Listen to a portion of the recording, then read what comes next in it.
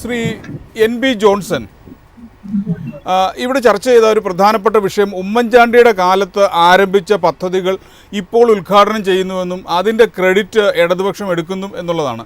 എന്താണ് പ്രതികരണം? കേരളത്തിന്റെ ആളോഹരി വരുമാനം ഈ സർക്കാർ അധികാരത്തിൽ വന്നതിന് ശേഷം 11ാം സ്ഥാനത്ത് നിന്ന് 5ാം സ്ഥാനത്തേക്ക് കുതിച്ചു.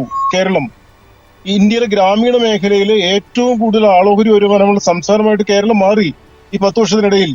അത് കോവിഡും അതുപോലെ തന്നെ പ്രളയവും പോലുള്ള വലിയ തിരിച്ചടികൾ നമ്മൾ നേരിട്ടിട്ട് പോലും നമ്മുടെ സമ്പദ് വ്യവസ്ഥയ്ക്ക് വലിയ വളർച്ചയുണ്ടായി. എത്രയോ പുതിയ പദ്ധതികൾ സർക്കാർ കൊണ്ടുവന്നു. എത്രയോ പുതിയ വാട്ടർ മെട്രോ ഉൾപ്പെടെയുള്ള എത്രയോ പദ്ധതികൾ. 15 വർഷം മുൻപ് ഈ വിഴിഞ്ഞ തുറമുഖത്തിന്റെ 2ാം സ്റ്റേജ് 2028-ൽ അതിന്റെ 2ാം സ്റ്റേജ് പൂർത്തിയാക്കുന്ന രീതിയിലുള്ള അതിദ്രുതഗതിയിലുള്ള കാര്യങ്ങൾ നടന്നുകൊണ്ടിരിക്കുന്നത്. അതെല്ലാം വളരെ കൃത്യമായി ആസൂത്രണം ചെയ്തുകൊണ്ടാണ്.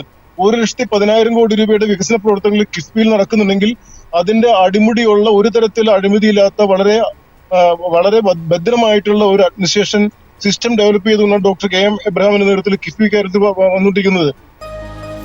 എളുപ്പത്തിൽ സമ്പാദ്യം വളർത്താം. ഇന്ന് തന്നെ മൈഫിൻ TV ആപ്പ് ഡൗൺലോഡ് ചെയ്യൂ.